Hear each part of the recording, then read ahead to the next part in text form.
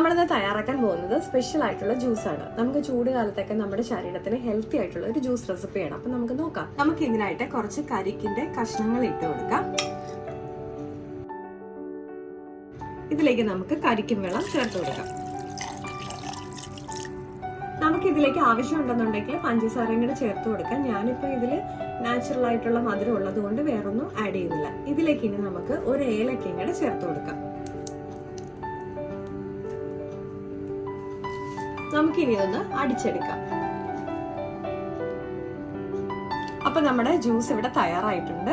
അപ്പൊ എല്ലാവരും ട്രൈ ചെയ്ത് നോക്കിയിട്ട് ഇഷ്ടപ്പെട്ടാൽ കമന്റ്സ് ഫീഡ്ബാക്ക് വഴി അറിയിക്കണേ. അതുപോലെ ലൈക്ക് ചെയ്യാനും ഷെയർ ചെയ്യാനും സബ്സ്ക്രൈബ് ചെയ്യാനും മറക്കല്ലേ. അടുത്ത വീഡിയോ കാണും വരെ നന്ദി, നമസ്കാരം.